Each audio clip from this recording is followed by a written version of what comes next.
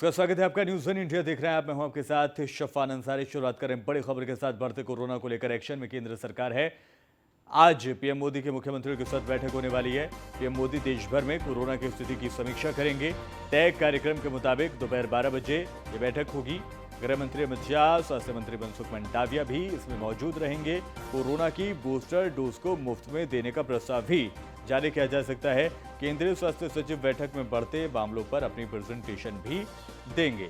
भारत में पिछले 24 घंटों में कोरोना के 2,927 नए मामले सामने आए हैं। पिछले 24 घंटों में कोरोना के 1200 से ज्यादा केस सामने आए हैं। दोपहर 12:30 बजे यूपी के सीएम योगी भी बैठक में शामिल होंगे। उत्तर प्रदेश में भी एक बार फिर कोरोना के मामलों में रफ्तार देखी जा सकती है। गाजियाबाद में पिछले 24 घंटे में 75 नए मामले सामने आए हैं। गाजियाबाद में कुल एक्टिव केसों की संख्या 300 के पास बताई जा रही है। तो दिल्ली में 24 घंटे में कोरोना के 1200 से ज़्यादा केस दर्ज किए गए हैं। अगर गाजियाबाद की बात करें तो यहाँ पर भी बड़ी तादाद में, हालांकि 75 केस हैं, लेकिन तेज़ी के साथ ये मामले बढ़ते हुए देखे जा सकते हैं। आसपास के अगर बात की जाए तो गाजियाबाद के एरियो को जोड़ा जाए तो 300 के पास मामले सामने आए हैं। पीयूष तिवारी हमारे संवाददाता दिल्ली से जुड़ गए ज़्यादा अपडेट के साथ। पीयूष तिवारी, आज ये बैठक होने जा रही है केंद्रीय नेतृत्व की, क्या कुछ अहम मुद्दों को लेकर डिस्कस किया जाएगा? बात करें तो करीब 12 बजे का वक्त बताया जा रहा है। 12 बजे का वक्त बताया जा रहा है जब प्रधानमंत्री वर्चुअली तौर पर जुड़ेंगे और जिस प्रकार से जो स्वास्थ्य से जुड़े बड़े अधिकारी हैं वो अंदेशा जता रहे हैं कि चौथी लहर आ सकती है। इसको देखते हुए प्रधानमंत्री ने ये बैठक बुलाई है। चूंकि अब बूस्टर डोज देने की भी बात कही जा रही है, वो भी मुफ्त में हो सकता है कि संभव है कि मुफ्त में बूस्टर डोज दिया जाए। इसके अलावा बढ़ रहे हैं इस पर प्रधानमंत्री के अलावा जो स्वास्थ्य मंत्री है मनसुख मंडाविया, उनकी चिंताएं कहीं ना कहीं धीरे धीरे बढ़ती जा रही है। यही कारण है कि जो स्वास्थ्य सचिव है राजेश भूषण, वो एक प्रेजेंटेशन भी देंगे जिसमें बताएंगे कि किन राज्यों में कितने कोरोना के केसेस अब तक आए हैं और स्वास्थ्य मंत्रालय क्या कुछ एहतियात बरत रहा है। क्योंकि पिछली बार भी हमने देखा था कि जिस प्रकार से कोरोना के केसेस लगातार बढ़ रहे थे पहले दूसरी तीसरी लहर के दौरान, तो काफी जो दिक्कतें हैं वो भी दिक्कतों का सामना करना पड़ा था। इसके अलावा अगर हम बात करें तो बच्चों के लिए भी 6 साल से लेकर 12 साल तक के जो बच्चे हैं उनके लिए भी मंजूरी मिली है। भारत बायोटेक की जो कोवैक्सीन है उसको मंजूरी मिली है। इसको देखते हुए भी किस प्रकार से इसको इम्प्लीमेंट किया जाए। इसके अलावा देखिए, कुछ राज्यों में मास्क की जो अनिवार्यता थी उसको खत्म की गई थी। धीरे धीरे उन राज्यों में अब मास्क की अनिवार्यता जो है वो बढ़ाई जा रही है। तो भाई जो कोरोना है उसको देखते हुए भारत सरकार काफी एहतियात बरत रही है और संभव है कि कुछ नए गाइडलाइंस स्वास्थ्य मंत्रालय की ओर से जारी किए जाए। क्योंकि 12 राज्य ऐसे बताए जा रहे हैं जिनमें कोरोना के जो केसेस है वो लगातार बढ़ रहे हैं, जिसमें दिल्ली सबसे अहम। दिल्ली का अगर हम बात करें दिल्ली शहर की, तो दिल्ली में करीब 1200 से ज्यादा पिछले 24 घंटे में कोरोना के केसेस आए हैं। इसके अलावा अन्य राज्यों, चाहे मुंबई की बात करें, महाराष्ट्र की बात करें या उत्तर प्रदेश की बात करें, इन राज्यों में भी कहीं ना कहीं कोरोना के केसेस बढ़ रहे हैं। इसको देखते हुए प्रधानमंत्री ने चिंता व्यक्त की है और निश्चित तौर पर प्रधानमंत्री अक्सर ही आपने देखा होगा कि कोरोना को लेकर काफी सतर्क रहते हैं और काफी एहतियात बरतने की जो राज्यों के मुख्यमंत्रियों को दिशा निर्देश भी जारी देते हैं।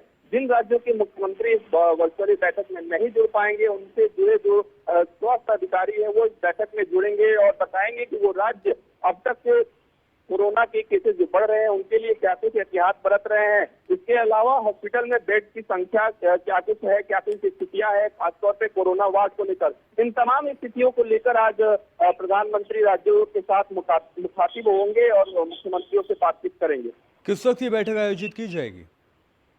जी बिल्कुल, देखिए 12 बजे का वक्त बताया जा रहा है। 12 से 12:30 बजे का ये वक्त है जब प्रधानमंत्री वर्चुअली बैठक मुख्यमंत्रियों के साथ करेंगे। इनमें अगर हम बात करें तो महाराष्ट्र से लेकर उत्तर प्रदेश तक के तमाम जो मुख्यमंत्री हैं वो जुड़ेंगे। अगर मुख्यमंत्री नहीं जुड़ते हैं तो स्वास्थ्य से जुड़े बड़े अधिकारी जुड़ेंगे। क्योंकि देखिए कई राज्यों में ऐसी भी देखने को स्थितियां मिली है कि बच्चों को ज्यादा प्रभावित कहीं ना कहीं कोरोना अभी फिलहाल का जो आंकड़े आ रहे हैं वो कर रहे हैं। तो बच्चों को लेकर राज्य क्या दिशा निर्देश जारी कर रहे हैं, क्योंकि अब कई राज्यों में जो स्कूल बंद थे, उन स्कूलों को खोला गया है। तो अब क्या बच्चों के लिए फिर से स्कूल बंद करने की कवायद की जाएगी? क्या लॉकडाउन की जरूरत है? क्या नाइट कर्फ्यू की जरूरत है? नाइट कर्फ्यू हो सकता है या वीकेंड कर्फ्यू हो सकता है, ये अहम फैसला भी लिया जा सकता है। साथ ही साथ आपसे पीयूष ये जानना चाहेंगे कि बूस्टर डोज की जो बात हो रही है, बूस्टर डोज को भी मुफ्त में दिए जाने की पेशकश हो सकती है या ये योजना बन सकती है, लेकिन अभी तक अगर बूस्टर डोज की बात की जाए तो कितना चार्ज इसके लिए किया जाता है?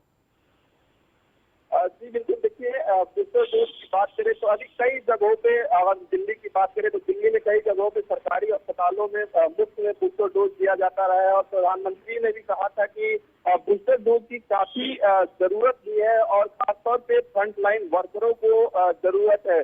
तो कई अस्पतालों में बूस्टर डोज के लिए भी पैसे चार्ज किए जाते थे प्राइवेट अस्पतालों में, लेकिन सरकारी अस्पतालों की बात करें वहां पे मुफ्त में ये बूस्टर डोज दी जाती है। वैसे में प्रधानमंत्री यही लगातार अपील लोगों से भी कर रहे हैं, क्योंकि चौथी लहर की जो अंदेशा जताई जा रही है, तो निश्चित तौर पे। ठीक है पीयूष तिवारी, बहुत शुक्रिया तमाम जानकारी के लिए।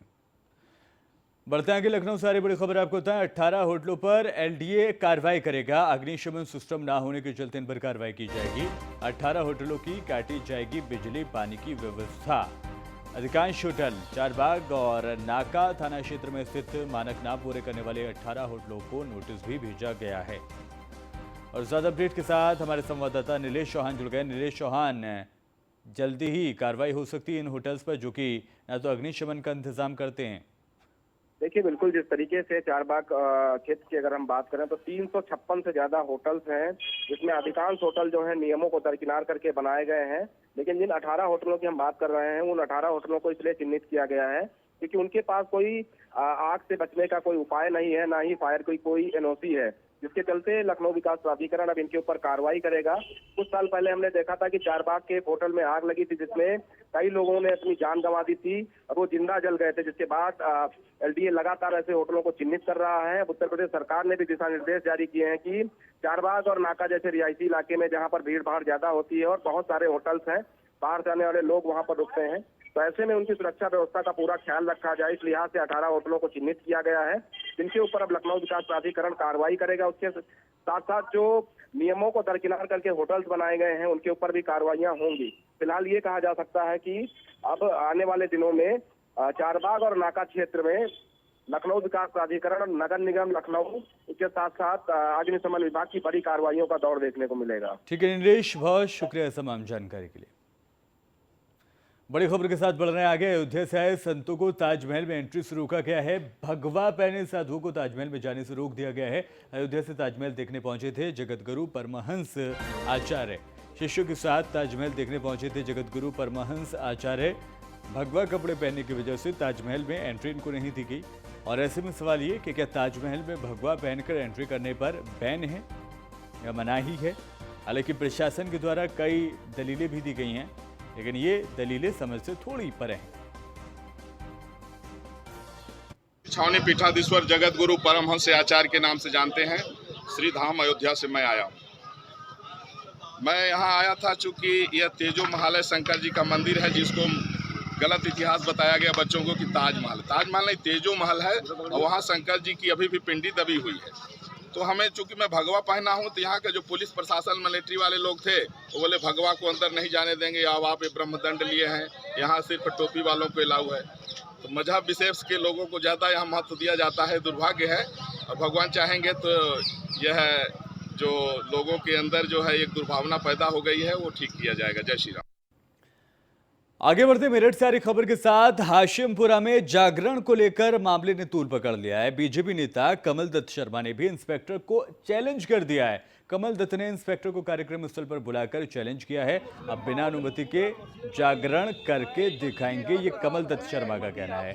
2 मई की रात को ये जो जागरण आयोजित किया जा रहा है ये होकर रहेगा और दम है तो रोक लेना, टोन देखिए जरा, अल्फाज किस तरह से चुने जा रहे हैं, अंदाजा आप लगाइए।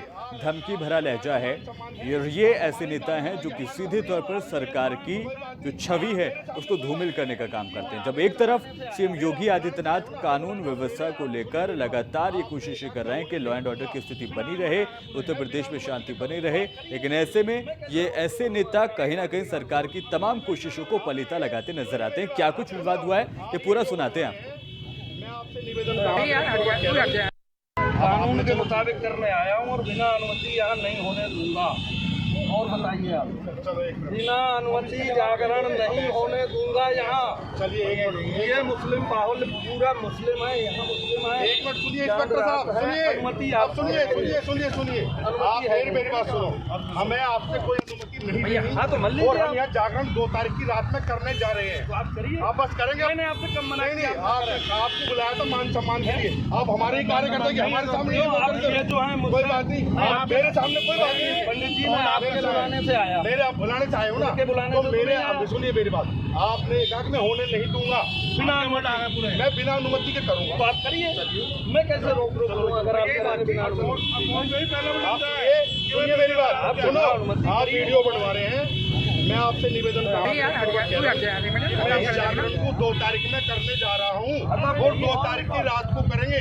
और सुनिए, किसी के घर में अगर कोई औलाद पैदा होगी तो उसकी परमिशन पुलिस से चाहिए नहीं। बस बात खत्म। हम परमिशन भी नहीं डाल रहे हैं। आप मत डालिए, आपका अपना मामला। कानून के मुताबिक करने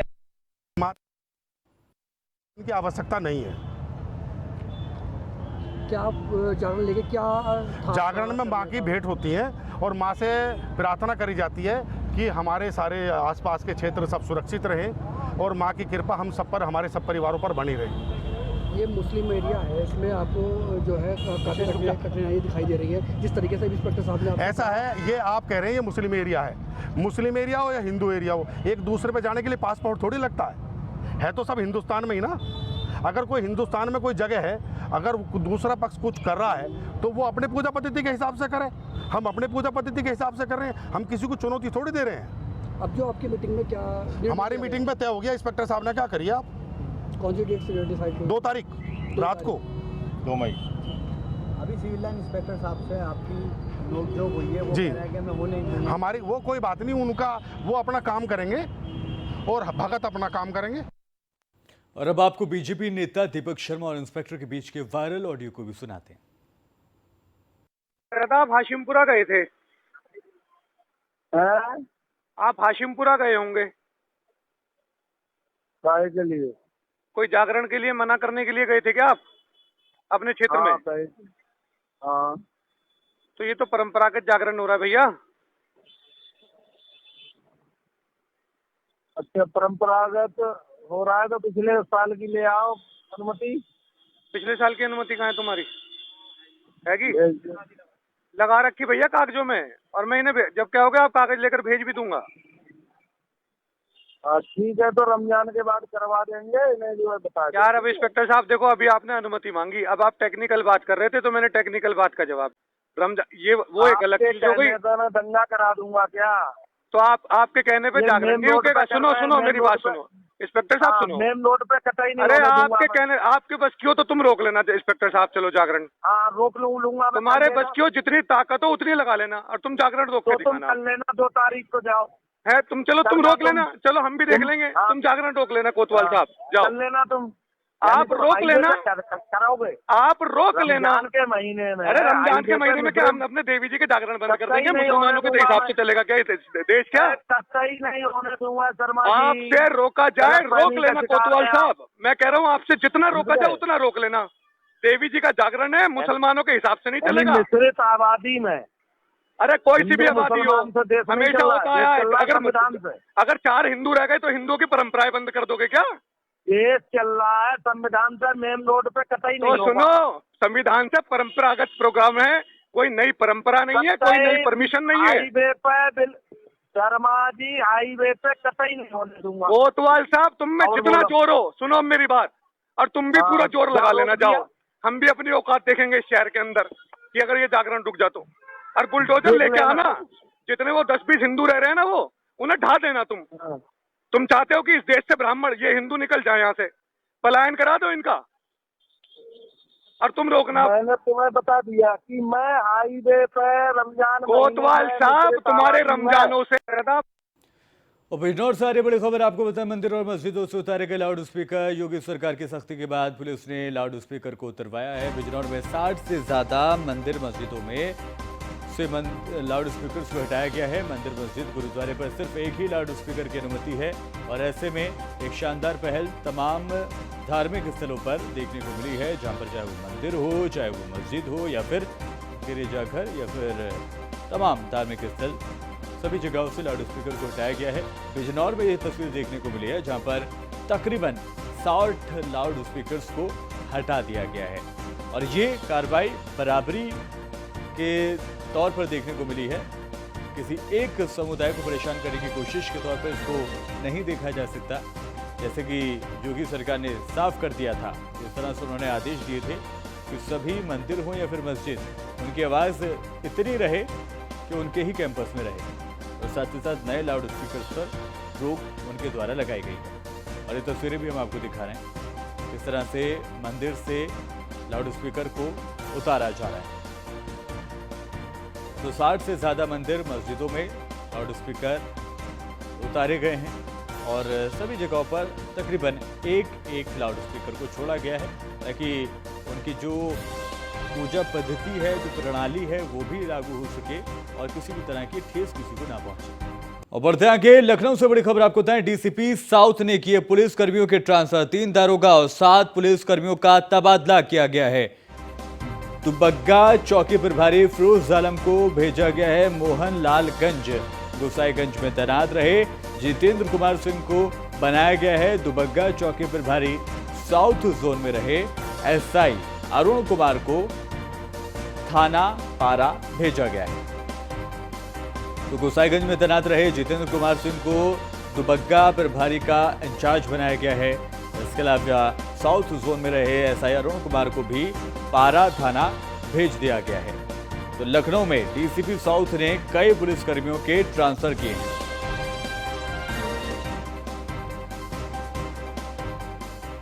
अमरोहा से आ रही बड़ी खबर आपको बताएं, विकास कार्यों की बैठक में डीएम की चेतावनी, सरकार के 100 दिन के लक्ष्य को पूरा करें अफसर। ये डीएम ने कहा है, लोक कल्याण संकल्प पत्र दिए गए लक्ष्य को पूरा करें, लापरवाही बरतने वालों पर कठोर कार्रवाई की जाएगी। ये डीएम ने एक तरह से वार्निंग भरी लहजे में कहा है।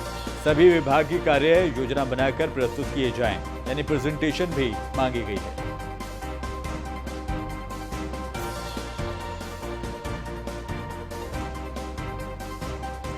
अमरोहा में एसपी विनीत जायसवाल ने देर रात पैदल गश्त किया। एसपी ने पैदल भ्रमण कर सुरक्षा व्यवस्था का जायजा लिया। पैदल गश्त करके व्यापारियों को सुरक्षा का भरोसा दिलाया गया। व्यापारियों के साथ बाजार में पैदल गश्त कर सभी से ईद को सौहार्द के साथ मनाने की अपील की गई। बता दें कि नौगावा सादात कस्बा क्षेत्र में एसपी ने पैदल गश्त ये किया है। वही तस्वीर भी हम आपको दिखा रहे हैं। यहाँ पर मजहबी गुरु भी मौजूद हैं जो उनके साथ कदम ताल करते हुए एक सुरक्षा का एक पॉजिटिव वातावरण देने की कोशिश यहां पर पुलिस के द्वारा की जा रही है।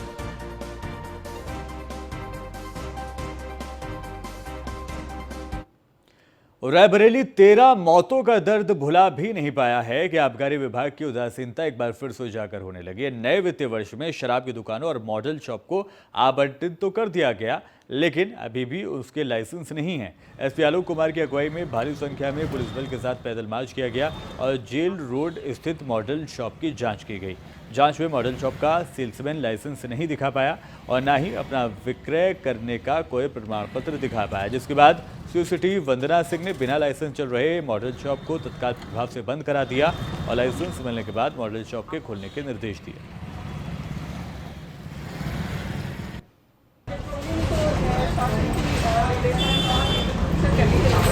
और इस समय अभियान चल रहे हैं, तो आबकारी चेकिंग का अभियान चल रहा है और जो हमारा नॉइस पोल्यूशन है उसको नियंत्रित करने के लिए जगह जगह जो लाउड स्पीकर उनकी जगह सभी अभियानों के तहत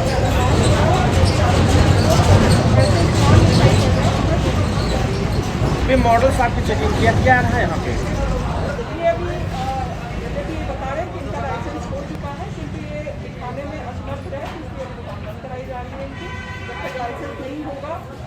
सेल्समैन कौन है, चौधरी क्या है, इसके बिना विकास। जौनपुर से आ रही बड़ी खबर आपको बताएं। जौनपुर में शिक्षा के मंदिर में अश्लीलता की सारी हदें पार हो गए हैं। जिस मंदिर में लोगों के भविष्य की नींव रखी जाती है, सुनहरे सपने देखे जाते हैं, उस ज्ञान के मंदिर में गाना बजाया गया। परहेज गाने से नहीं है, लेकिन भोजपुरी का अश्लील गाना जब नामी ग्रामीण स्कूल में बजाया जाए तो सवाल उठेंगे। और गाना भी ऐसा वैसा नहीं, दरअसल मड़ियाहू तहसील के स्कूल में फेयरवेल पार्टी चल रही थी, तभी ये सब भूल गए कि जहां वो मौजूद है वहां से लोगों का भविष्य तय होता है। ये कोई डिस्को बार नहीं है कि किसी भी गाने पे झूमकर मनोरंजन कर लिया जाए। खैर, अब देखना होगा कि जिम्मेदार लोगों के ऊपर कार्रवाई क्या होती है। गाना जरा सुनिए।